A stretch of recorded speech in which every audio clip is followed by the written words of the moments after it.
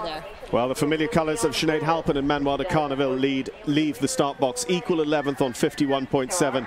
And what an all-star cast in equal 11th. We've got Buck Davidson, Ballino, Castlar M and Andrew Nicholson and Avebury also on the same score. Combination with the runners-up, Sinead and Manoir de Carneville. Tate, as he's known, runners-up at Burghley in 2012 and recent winners of the Fork 3-star. And again, but then come tomorrow, they've got to jump very clean and very careful.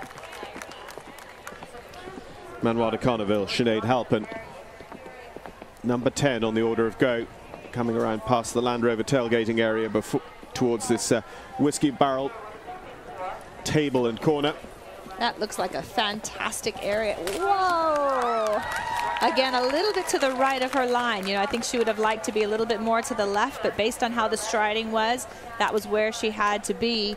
Did put her a little bit off the corner, however. Well, who else did we see do that? William Fox-Pitt. And Sinead was trained with William when she was over in Europe a couple of years ago as well, so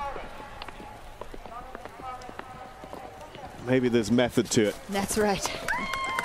Beautiful effort there on that lovely carved double brush with the lovely carvings of the horse heads. I love that camera view, you know, where you get that perspective of the horses galloping along that lane. Yeah, we are able to get a real feel for just some of the size and scope of these jumps on the 4-star track here at Rolex. And there she's communicating with her horse, trying to get the stride back and organized. Great shot in there. She went out pretty wide on her preparatory for that. 3, 4, 5 strides up there. You can see Tate just organizing for that little shuffle stride at the very top of the hill. Very clever footwork there, very organized, getting himself up over that oxer. Sinead could be as much as 15 seconds up on the clock at the moment. I tell you, it looks like she means business. I mean, she left the start box looking like she had a plan, and it was not to be slow. We'll see how he handles this falling away ground here, see if it catches her out with letting the stride get too big and open. She's a bit closer to the middle of the sheep shelter than some we have seen. Then goes right out to the ropes. Oh, she almost took him back a little. Oh, big jump over there. So Sinead went to the right-hand rails at the head of the lake. She was just a little off the duck in the water, but she pulled it together to get through there. That's riding very well. You know, so far it's been riding very well. I'm sure the riders back in the barn that are coming on later on the day are feeling very confident now about the rides they've seen through there. We have front-loaded some quality, though, because people with 2 rides will go at both the beginning and end of the field, so you do get some of the very best horse and rider combinations out early on. And it hasn't been without its problems as she jumps the step table.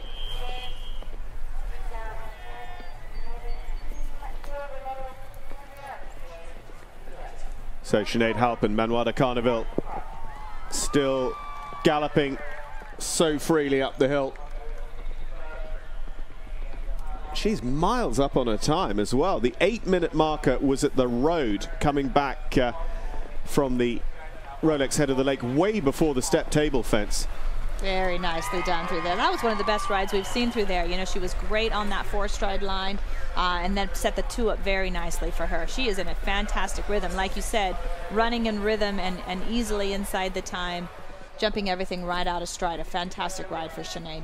Yeah, and you know, through that Normandy Bank complex of 4 jumps just looked absolutely effortless, and that takes a lot of preparation and polish behind the scenes. Oh yeah, look how early she is. And what a great feeling. You know, she's jumped a lot of the really hard obstacles. Not that there aren't still a couple of things that she's got to keep her focus on top, but she's got a lot of the course behind her. She's good on her time. Hey, she's so up on her time she could get off and re-walk one of the jumps if she needed to. Maybe not quite, but close to it. But you definitely can ease up a little bit and know that you can, you don't have to take any chances. You know, if you need that extra stride to get the balance right and get your horse set up right, you've got it.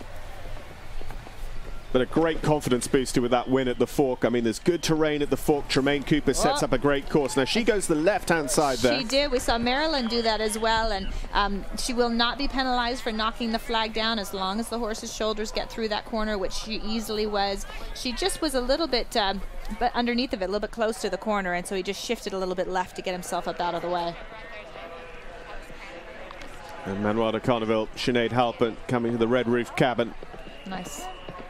And you can see even that's a galloping fence with a nice sloping shape to it. She's taking her time. She knows she's got the time. There's no sense taking a risk.